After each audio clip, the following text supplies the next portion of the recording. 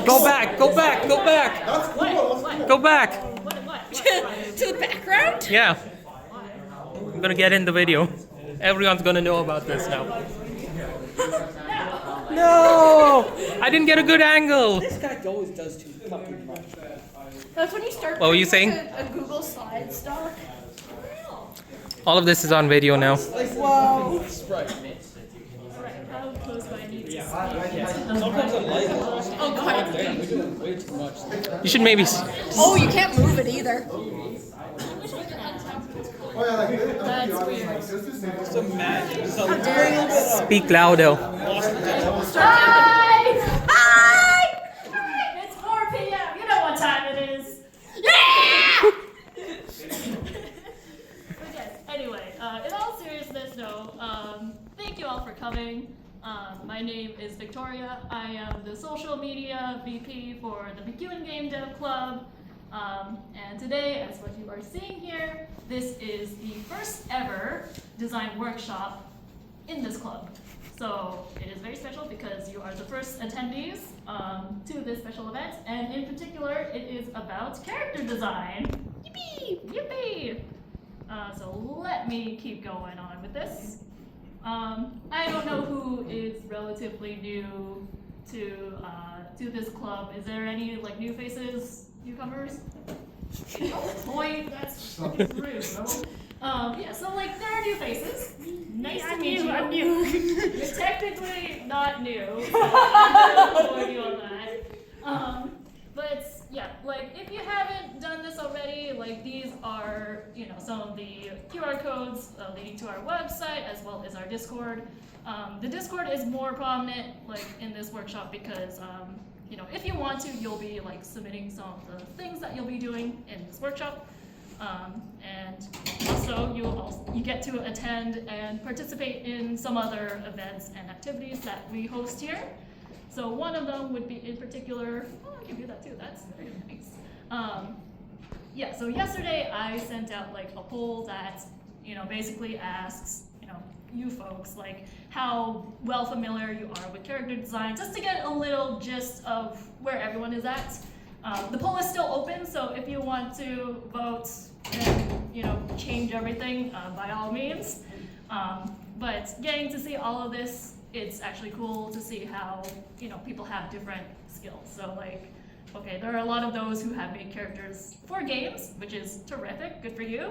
Those who have made characters that fall into like not into the games, but they would love to at some point. And then there is one that they haven't made a character before, and then that's Nathan, who said that he's gonna leave it to the pros. So ignore his votes, basically. I'm leaving it to you. That's what it is. Yes. So yeah, lovely, lovely. Yeah, if you haven't done this, you know, do so now. Otherwise, I will continue on with the discussion. So I'm gonna start the presentation officially. Okay. So these are the agendas I'm gonna cover today. I know he's a little goofy. That's Qubit, but just with the meme. So the first thing we're gonna cover is just the introduction to character design. Second of all, we will go over like tips of designing, so that includes like research and gathering ideas, honing into them, applying elements of art and design to your creations, iteration, and presentation. And then like at the very end of this workshop, we will be doing a little bit of an exercise where that's when you guys will go all out and be creative with what you want. If you have any questions regarding, you know, the slides or like anything in this club in particular, just hold them on to the end, and then we will just cover them in case, you know, some of these may answer your things. So, introduction. So I set up this workshop to be intended for absolute beginners. So it is not a drawing competition, but there are options for those who are more familiar with the design process. That there are some more advanced, like you know, design prompts that you can like take on. So I know that people are at different skill levels. We do not judge in how well you draw them. The emphasis that I'm putting on in this workshop is about coming up with ideas that's also present when you need to show your portfolio to the industry. So that is worth considering. And what I have cultivated in these slides are more about like the general tips that at least everyone should know about it, whether or not you're a beginner in designing characters or have like some experience with regards to it. So I'm going to talk about that stuff. Design is more than just good aesthetics. Sorry. Yes. Where do I find the link to this? So the slides, it's actually like within our Discord server. Yeah. Yeah, so like if you go under the details channel, then you'll be able to find it. I think some of the execs could help you more directly than I The same place as the GDD slides last time. Yeah. So So like design is more than just good aesthetic. It needs to have a purpose and a function in relation to the game. Of course, not all games need to have characters, but for the ones that do, why do they need it? And that is literally my question to you all. Why do we need characters in a game? So Yes. I could be autistic. Yes. You there. Now you can't remember. Okay, you there. So that the audience can be more visually appealed to the graphics of the game. Because even if you have an amazing program, if it just blocks and circles, simple shapes, I Right? mean, no, the audience is going to be less interested than like, I don't know, Mario or Donkey Kong in the arcade. version. Mario Donkey Kong. Yeah, like you gotta have like some interesting characters just to actually catch their attention, right? You did have your hand up. Yes. Can we progress the story? Progress the story, for sure, for sure. Any other takers? Going once, twice.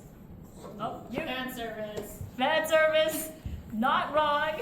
That is technically true. So, yeah, so like you did get some general idea of like why characters are needed, but there are more that's to it. Some reasons to make a character is that obviously there is player immersion. Like if you want to create a world that is very realistic, down to earth, especially with the story that corresponds to it, then the player wants to get into it. Secondly is that some of these characters provide some relatability to the player. A lot of people that play certain games that are very touching or very emotional, they have some aspects that came from or inspired from the real world to at least like have an effect on the player as they're playing this game. And that also leads to like the additional impact to the storytelling where it cannot be conveyed as easily if you don't have characters in a story. We do love to, like, as humans, we do naturally love to, imagine, come up with things. I wouldn't say we do love to project our emotions onto stuff, whether it's healthy or not, that's your call. But that's what makes us really attached to characters. And if you're really attached to a character in a game, then you also love the game. So like there are specific roles to having certain characters, and that depends on the game's genre. So, example like Undertale, like a lot of these characters, they have like really in-depth story. You would just look it up like on the internet just to see like what they have. They may also have theories about certain characters that, the player may formulate and then come up with like, okay, what does this character do? Like why is this so interesting? Or maybe this character has a really complex backstory. So like all of these really draws the attention to them. So yeah, like these characters in Undertale, for example, it's safe to say that compared to like Minecraft or Smash Bros, like they're more intricate rather than the ones that's on the right. Minecraft is more about like just immersing yourself into the Minecraft world, right? Which makes more sense. You also notice that like some of the visual details of the characters' designs are very different. Like in Minecraft, it's blocky, but it can be simple. Some of them a little more complex depending on like what mob it is. And then Smash Bros, it is very intricate depending on like which character it came from a certain franchise. It's also worth noting that like some characters are those that you can control versus players that you cannot control, or characters that you cannot control, otherwise known as NPCs. And other things would include like whether or not your game could have a large cast of characters or a small cast. So lots of factors to consider, and all of these games, what makes it, their unique game is their characters.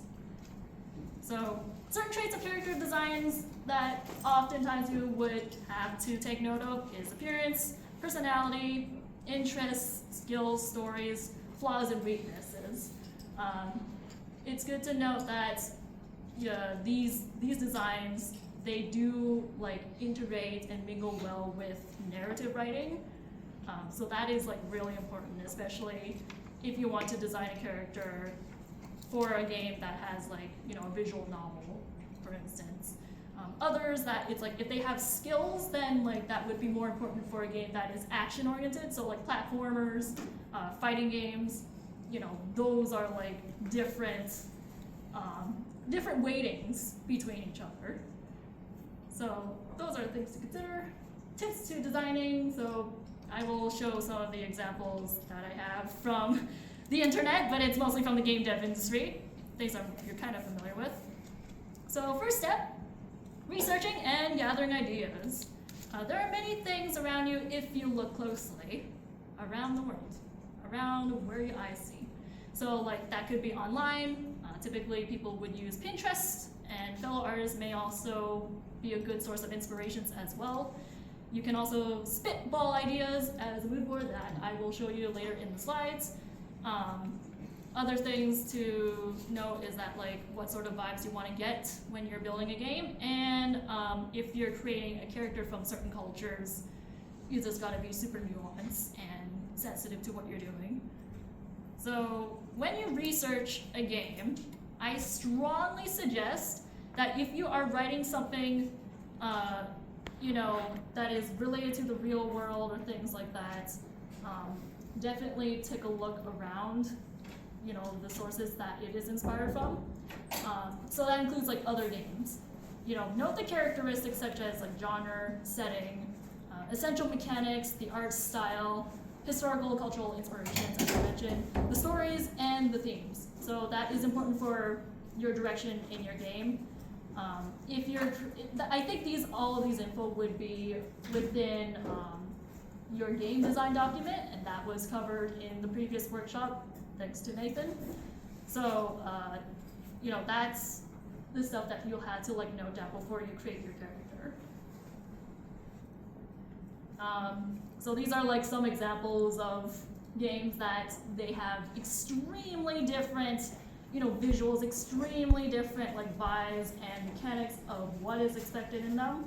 But you can already tell, and just by looking at it, you get to see, okay, which game tells, what sort of genre they have and what sort of mechanics they may possibly hold just by looking at it. So Bastion, I don't think a lot of people know so much about Bastion, but it's made by the same developers, by Hades, so that's good. I think all the other rest is more familiar, so like Animal Crossing, a lot of people tend to know that. Elden Ring, that is on the bottom left, and Night in the Woods, that is an indie game that emphasizes more on story. So 4 games, massively different, but they still have some visual things in common. So that's why a lot of good indie devs tend to like look into existing games for inspiration. So you may have some cute, chibified, like simple bodies versus something that's more realistic. Animal Crossing, that's more chibi. Night in the Woods is also kind of chibi. Bastion, to some extent.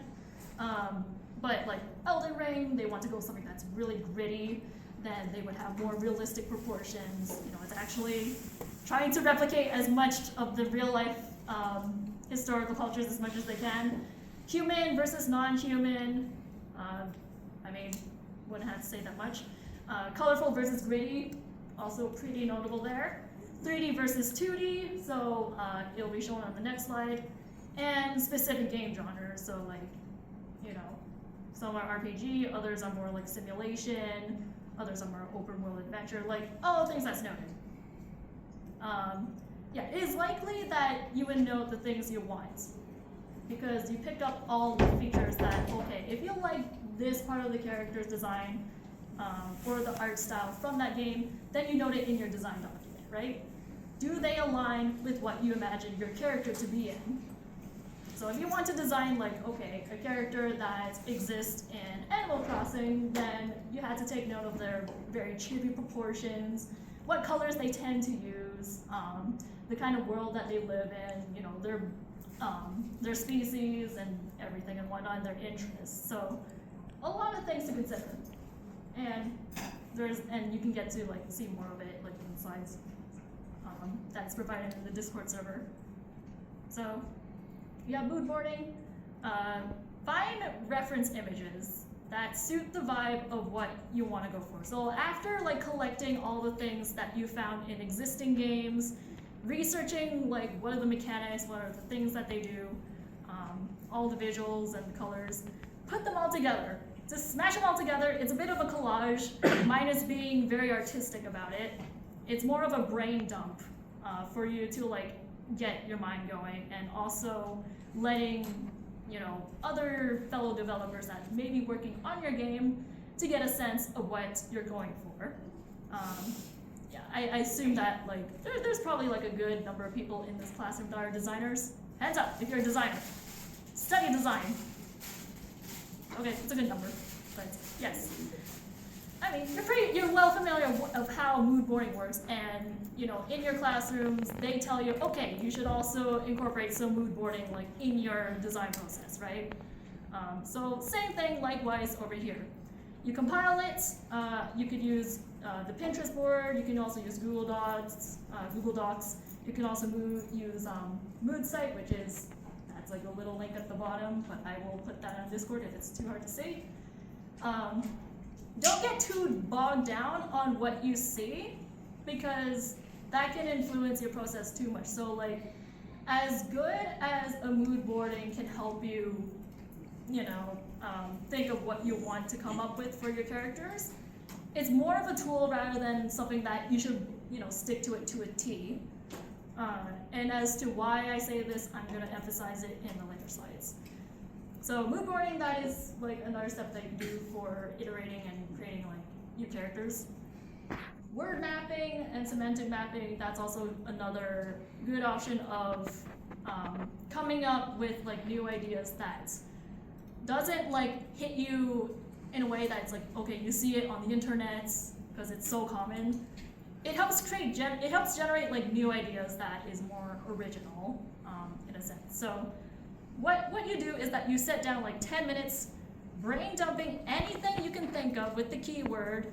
So if I were to say like, here's an example that I'm gonna showcase. So like, okay, when I was designing a mascot for Qubit, I had to come up with like, okay, right, video game dev mascots, right? And then I just write that. Any words that come to mind immediately when I thought of that is like, okay, players, or things like, I don't know, what are the colors associated with a mascot and video game devs? Something techie, I don't know. Even the word techie could count, and then like techie, purple, right? And then there's also like a good running gag of my executives, chewing on a mouse. Relax, slow your roll. So I had to write that mouse.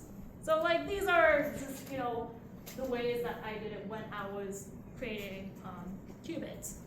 And as you can tell, like when I did the mood boarding in the previous slide, that was also for the mood boarding for Qubit.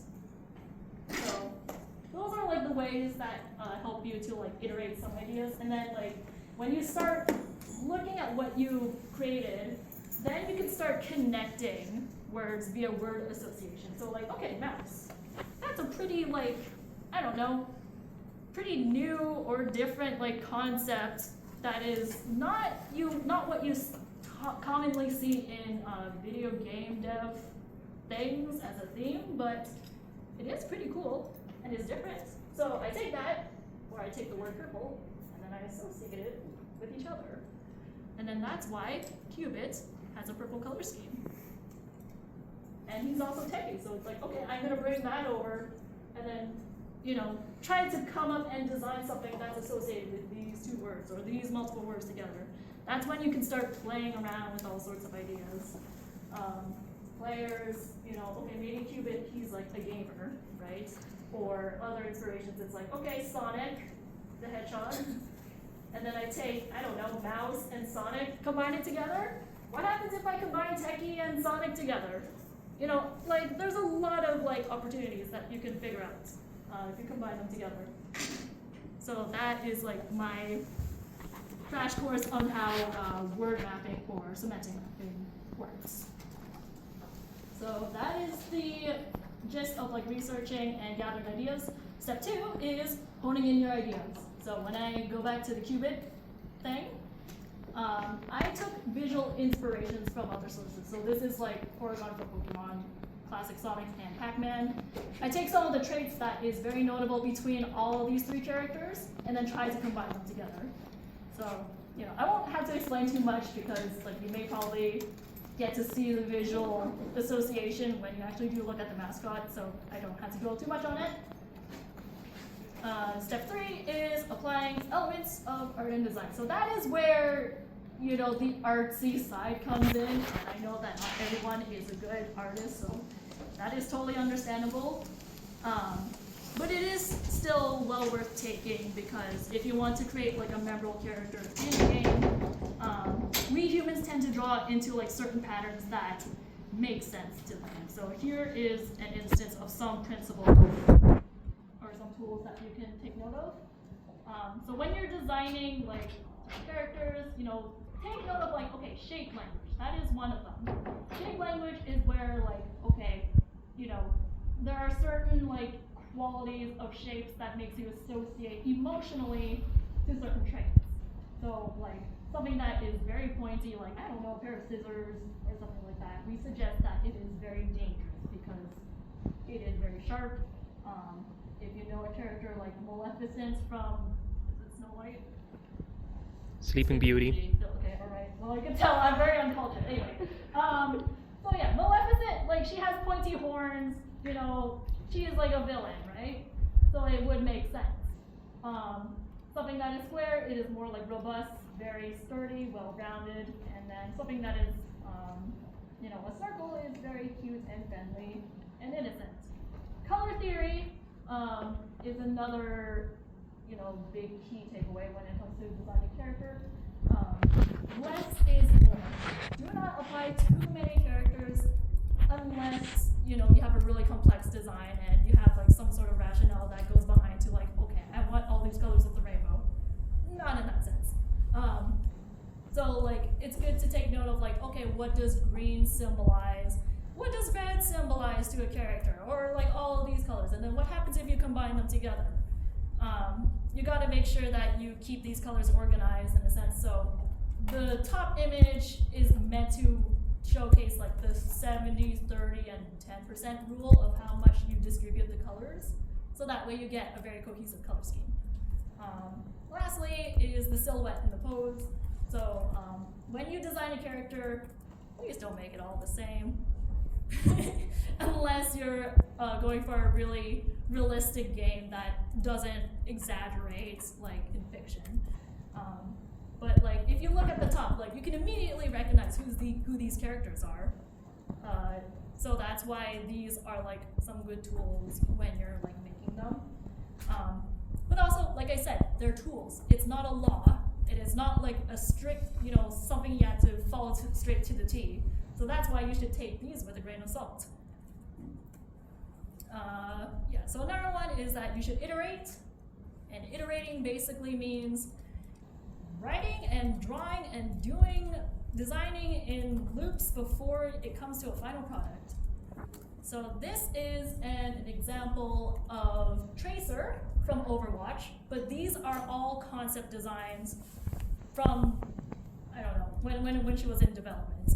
So like you can tell like there are certain details that the artist scrapped, you know, compared to like the final design. Certain details is all about like, okay, you have to explore what fits her to that character the most. So there's lots of iterations on color, the clothing details, the poses, and the hair. It's very funny that, like, okay, you know, Tracer at the time, like the old Tracer designs, this artist really likes to play around with like the scarf, because, you know, it does suggest like, okay, she's moving very fast. It's very like roguelike in a sense.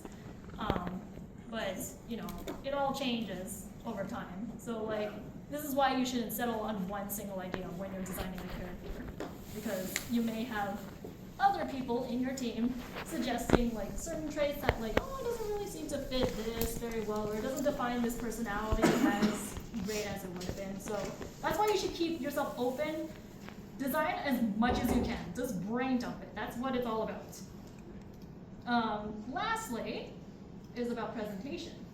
So presentation is especially good for not only showcasing, you know, to the other devs like what this character is about, but also it's good for like the industry, right? So like, for example, okay, this is Qubit in its final design. I had to tell my execs, okay, this is what he looks like.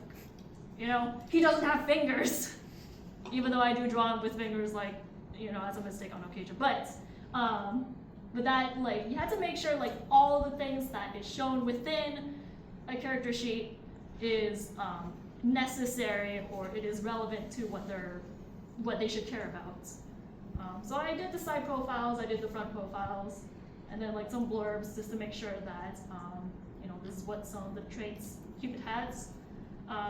These reference sheets can be different depending on like how you design it, what purpose it is for a game. So like, this is Zagreus from Hades, and then you can see that he has like the fists that was like used in the game. So like, there's like a turnaround where like, okay, there's a back, there's a side, there's a front, and then like even the top views, like, you know, to get down all the details that the animators, the artists, the programmers need to know.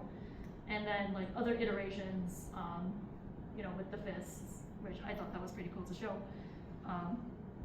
And then this is Inkling from Smash Bros.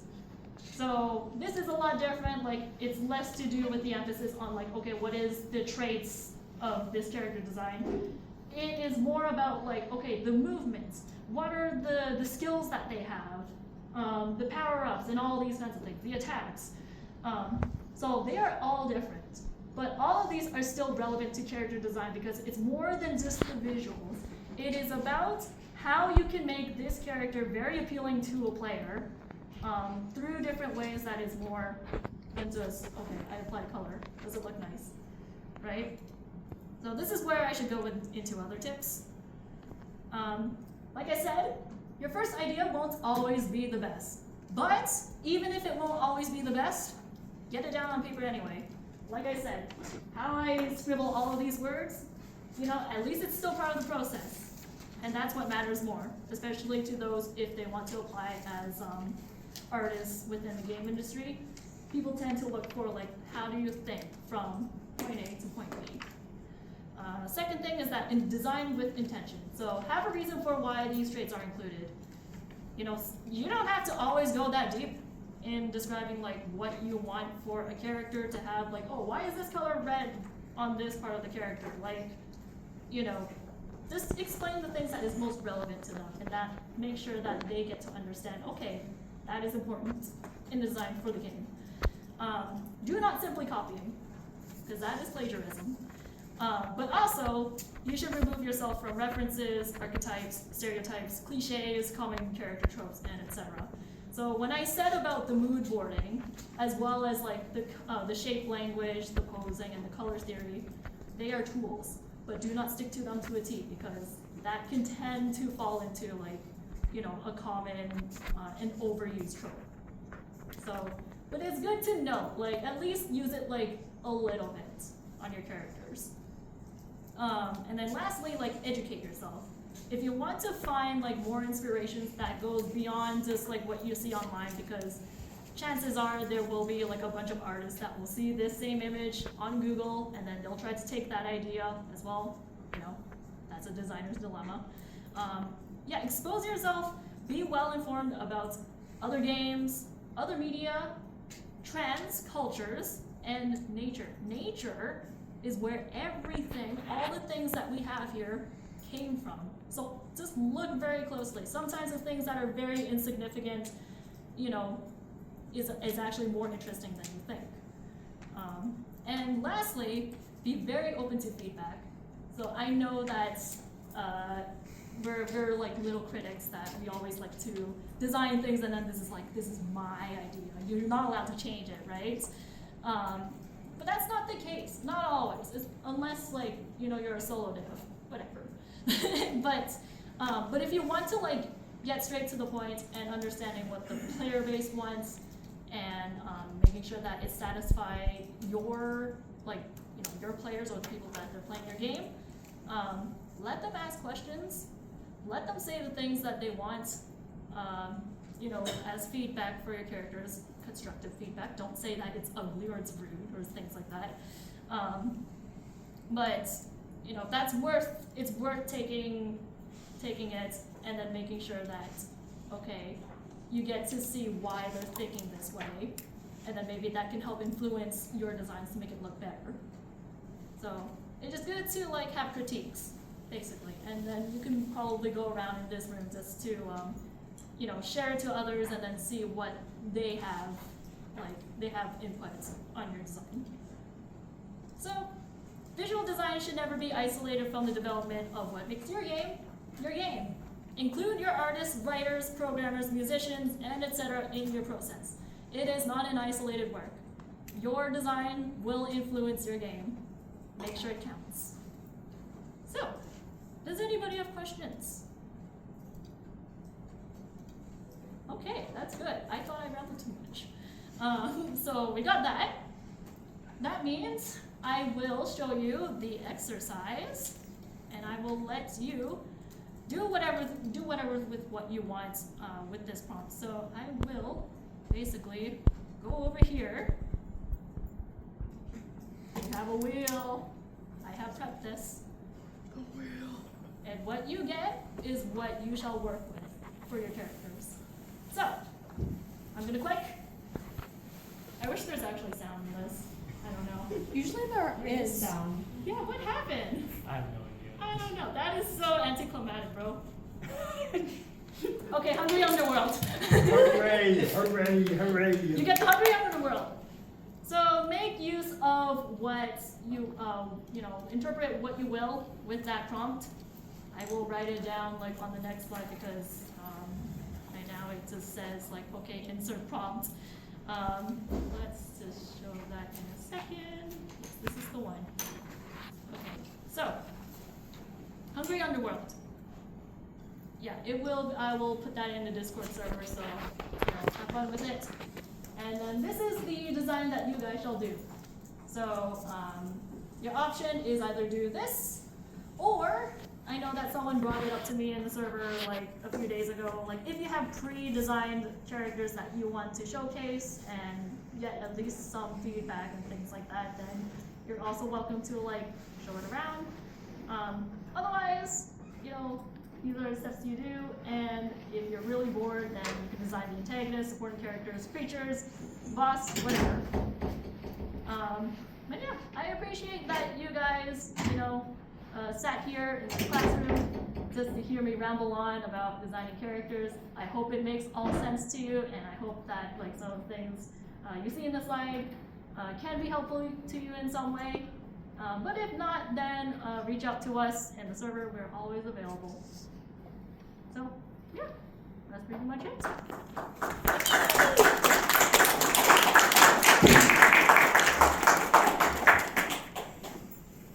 Cool, thank you for the spin, Nathan.